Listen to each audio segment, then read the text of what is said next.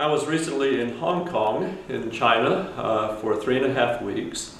From February 21 to March 15. I was there serving as an adjudicator in a music festival that has been going on there for 61 years.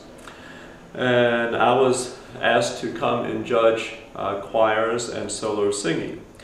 And there were 152,000 students participating in this annual festival. Most of the children, the students were from kindergarten through college age, and most of them were from Hong Kong and surrounding provinces. And each day, 6 days a week, I was listening to choirs and singers. Over the course of the 3.5 weeks, I listened to 396 choirs, 184 duets, and 477 solos. So it was a very, very intense session. Many of the choirs that I listened to were composed of as many as 80 students, 80 singers. And these were choirs from as young as 3 and 4 years old up to 20 and 21 years of age. And they were, by and large, very, very good choirs. Many of them were of what I would refer to as international touring quality.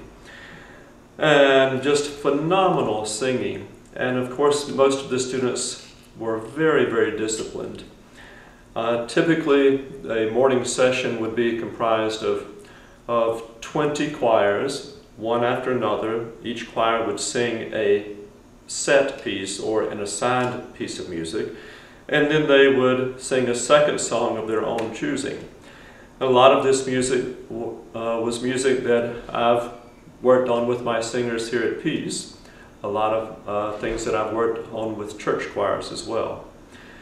After each judging session, I would be invited or asked to go up on stage and announce the 3rd place, 2nd place, and 1st place winners according to the score that I had given each choir after their performance.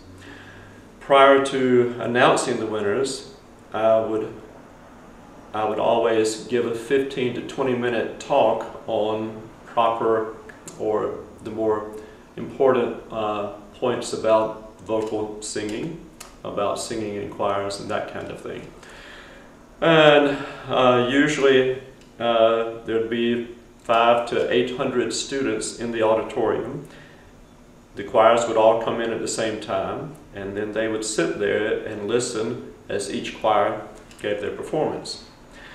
And then when I would announce the winners, sometimes there was great rejoicing, of course, from the winning choir. Sometimes I felt a little on the spot because I had not selected a particular choir as the winner.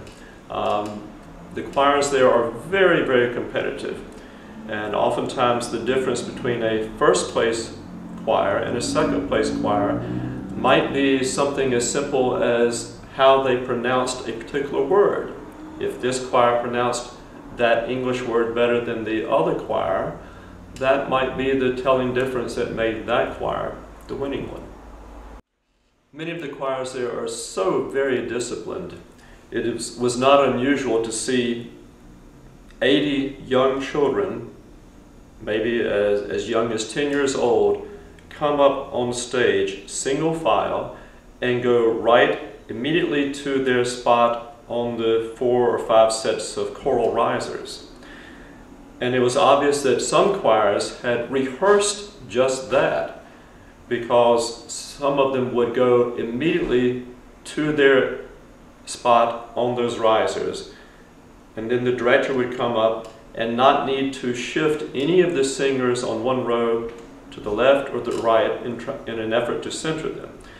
It was a little surprising, almost intimidating to see 80 10-year-old children go immediately to their spot, turn almost as if in military fashion, ready to perform with smiles on their faces.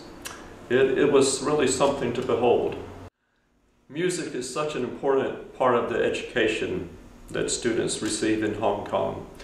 So many of the schools devote tremendous amount of energy as well as resources to the music curriculum. For instance, in many of the choirs that I saw, many of the accompanists for the choirs were the students themselves. Even in the choirs that were 10 years of age and younger, a lot of those accompanists were from the choirs. It was not unusual to see children 8, 9 years old accompanying their classmates on the piano for some incredible compositions. To see children sitting on the piano bench and their feet are 6 inches from the floor and they're just playing incredibly, that's pretty amazing. Also, I heard lots of children who were playing instruments, a violin. I remember an incredible clarinetist. He could not have been more than 8 or 9 years old. And for him to see him holding the clarinet, if you had put 2 clarinets end to end beside this little boy, the second clarinet would have been 5 or 6 inches taller than he was. It was just amazing. And he played like a professional. One of my colleagues there teaches at a college in Nova Scotia, and he is a clarinetist, and he was judging the woodwind and the wind ensemble competitions. And he said that he heard some phenomenal playing. He heard an orchestra made up of children 13 years and younger playing the Tchaikovsky Fifth Symphony. And he said it was just incredible. I think one of the most important things that I learned on this trip was that children are capable of doing a whole lot more than perhaps we give them credit for, or indeed that we ask of them. To see and hear these young children performing at such a level and so focused on what they're doing, it was really eye-opening. I think I came back with a deeper sense of what I can ask of my students, of perhaps at times encouraging them more to go a little farther, to put a little bit more commitment, even sacrifice into what they're doing. I think too often here in the States, we dismiss, we don't push as hard as we could.